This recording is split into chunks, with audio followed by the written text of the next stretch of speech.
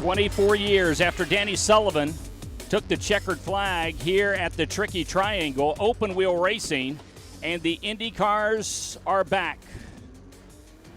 It's the Pocono IndyCar 400 powered by Sunoco Race Weekend. Mike King, Mark Janes, and the entire IndyCar radio crew with you. On a beautiful Saturday morning, we've got a nice breeze coming out of the north, and the green flag is waving in that breeze as the cars roll onto the track. Warm morning, bit humid. However, great for making speed. We saw Carlos Munoz lead the Firestone Indy Lights session earlier. It's great to be with you. Great facility here in Pennsylvania is Pocono. As a matter of fact, just behind us, there's an intersection of two streets. One of them is Andretti Road. It's intersected by Holman Drive. So certainly, obviously, racing is a big, big thing around here in Pocono. And there's a long history in terms of the open wheel racing going back to 1971. It goes all the way back to the first race that was run here in 1971 when a young driver named Mark Donohue, driving for then a relative newcomer to the IndyCar scene, Roger Penske, won that team's first ever race. And of course, what the captain has gone on to do in the subsequent 42 years is stuff of legend, as he, of course, has now won himself 15 Indianapolis 500-mile races and more than 300 races as a team owner spread out over many different series. Of course, the Andrettis, they call home.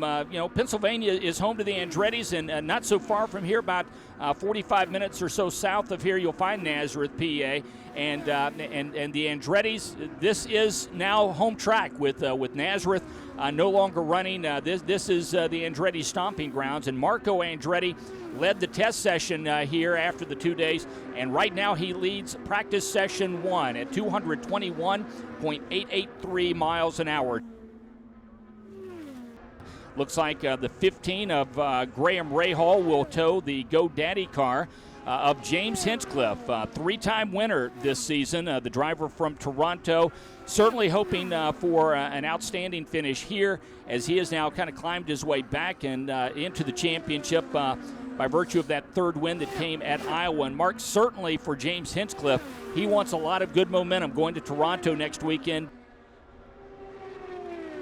One of the oddest starts to a season that we have perhaps ever seen in a driver with James Hinchcliffe in the first 4 races. To win, finish last, and then bookend it with another win. And that's the way Hinch started the 2013 campaign.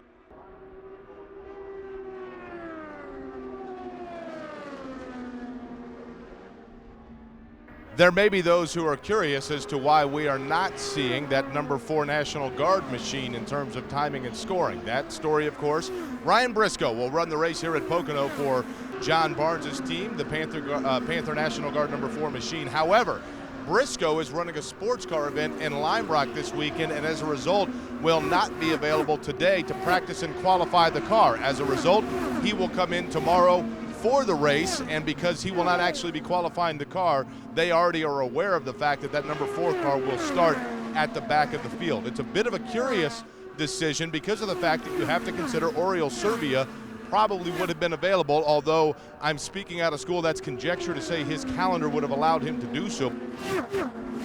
Marco Andretti has turned 14 laps in this session. He led the test session at just over 220 and has turned the fastest lap of the weekend up to this point at 221.883. Charlie Kimball has turned to 29 laps.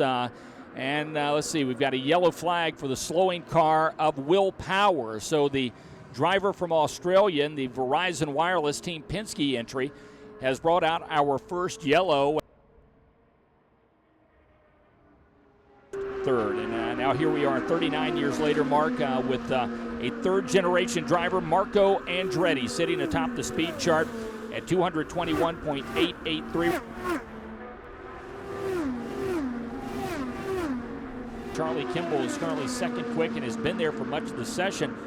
Charlie has turned nearly twice as many laps as Marco, turning 33 so far. Elio Castroneves remains P3.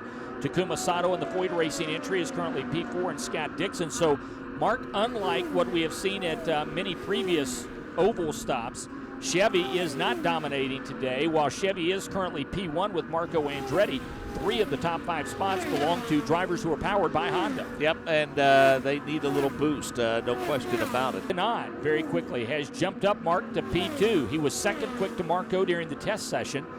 And Tony Kannan has just turned a lap at 220.819. Mark only his 14th lap of the session, so Tony Kannan in just 14 laps has now done a lap at 220.819 to jump to P2 on the Sebastian Bourdais and with Paul Tracy. And he, I think, is scratching his head along with everyone else. What is going on?